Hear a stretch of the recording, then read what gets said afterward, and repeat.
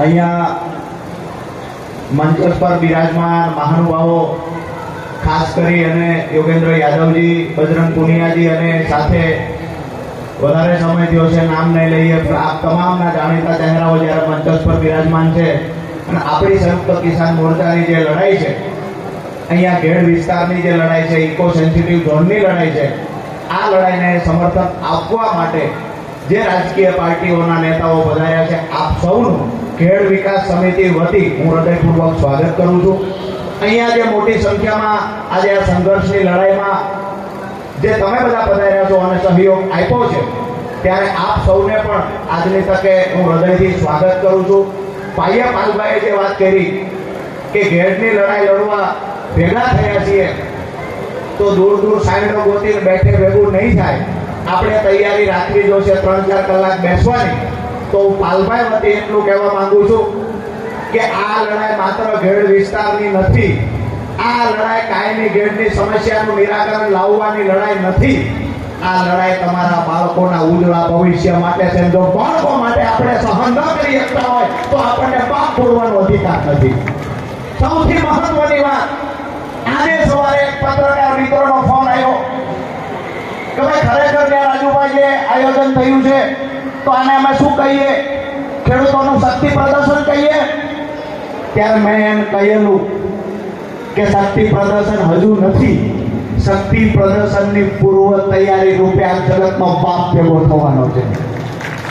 અને આજે જે સંયુક્ત કિસાન મોરચાની જે લડાઈ છે, લડાઈનો આશય શું છે એ ટૂંકમાં હું ચર્ચા કરીશ. પણ જ્યારે સંયુક્ત કિસાન મોરચા અંતર્ગત જાહેરાત કરવામાં આવી કે તમામ પાર્ટીના નેતાઓએ અહીંયા ઉપસ્થિત રહેવું, તમામ પાર્ટીના નેતાઓએ ખેસ બેનર મૂકી અને આવવું, ત્યારે આપણે સ્ટેજ પર જોઈ શકીએ છીએ અહીંયા સોફા પર જે બેઠા છે કોંગ્રેસના વરિષ્ઠ નેતાઓ બેઠા છે, ભાજપના પણ વરિષ્ઠ નેતાઓ અહીંયા આવવાના હતા પણ કેમ નથી આવ્યા? કારણ કે એ ચૂંટણી પહેલા આવી ગયેલા છે. અહીંયા આમ આદમી પાર્ટીના નેતાઓને પણ આપણે જોઈ રહ્યા છીએ. મહત્વની વાત એ છે કે કોંગ્રેસના નેતા, આમ આદમી પાર્ટીના નેતા સંયુક્ત કિસાન મોરચાની લડાઈને, ગેડ વિસ્તારની લડાઈને, ઇકો સેન્સિટિવ ઝોનની લડાઈને સમર્થન આપવા આવ્યા છે.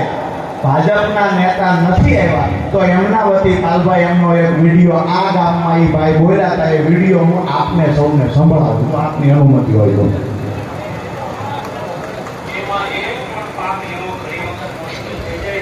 સમસ્યાનું નિરાકરણ લાવવા માટેની ગેરંટી આપી હતી. આપ સૌને જ્યારે અહીંયા એ ઉપસ્થિત નથી, ખેડૂતો માટેની લડાઈ લડવા માટે એમને સમય નથી, ખેડૂતો માટે બોલવા માટે સમય નથી, અને ચૂંટણી ગયા પછી આપણે જ્યારે એને સવાલ કરવાનું ભૂલી જઈએ છીએ, વિપક્ષ આપણો અવાજ બની લડવા નીકળે ત્યારે આપણે એની સાથે ઉભા રહેવાનું ભૂલી જઈએ છીએ. અને જ્યારે ચૂંટણી આવે ત્યારે જે વાજતે ગાજતે આવી અને મોટા મોટા ભાષણો કરી અને આપ સૌને લાલચ આપે, આપ સૌને લોક લાલચ આપી પછી એના તાવડા મૂકી અને જે લોકો મત લઈ જાય છે ને એને આજે સવાલ કરીએ છીએ ગેડ વિસ્તાર વતી અને વિપક્ષ વતી અને અહીંયા સંયુક્ત કિસાન મોરચાના ઉપક્રમે અહીંયા ખેડૂતો વતી સવાલ કરીએ છીએ. આજે અમારો ગેડનો ખેડૂત પીડાય છે, આજે અમારા ગેડના ખેડૂતને તમારી જરૂર છે. ક્યાં ગયા ચૂંટાયેલા સાંસદશ્રી, ક્યાં ગયા મંત્રીશ્રી?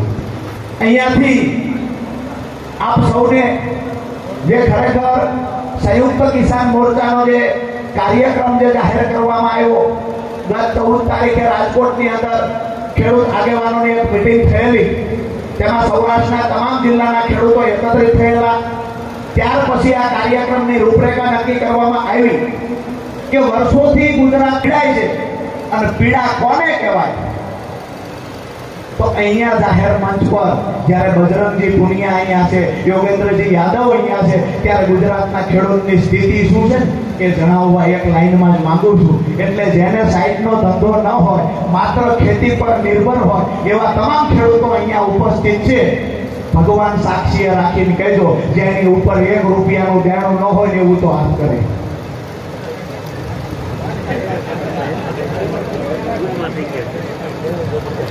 હેમંતભાઈ, વિશુદાનભાઈ, વિનેશભાઈ, આઝાદીના 77 વર્ષ પછી સૌરાષ્ટ્રના અને ઘેડના ખેડૂતોની આ સ્થિતિ છે.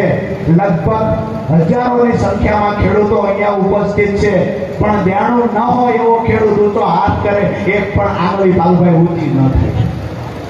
મતલબ સાફ છે. એનાથી આગળ કહું, અહીંયા હાથિયા બાપા આવ્યા છે. જ્યારે અમે પોરબંદરના ગામડામાં ગયેલા, હાથિયા બાપાનું ગામ છે 600 જણાની વસ્તી ધરાવતું ગામ. 78 છોકરા 30 વર્ષને ક્રોસ કરી ગયેલા મોટા છે. આ વાસ્તવિકતા છે. સ્વીકારીએ કે ન સ્વીકારીએ, આ ખેડૂતોની વાસ્તવિકતા આ છે. હવે જે સંયુક્ત કિસાન મોરચાએ લડવાનું શા માટે શરૂ કર્યું, શા માટે મીટિંગ બોલાવી, શા માટે ખેડૂતોનું આંદોલન ગુજરાતમાં ઊભું કરવાની તૈયારી કરી, તો એનું કારણ આ પણ છે.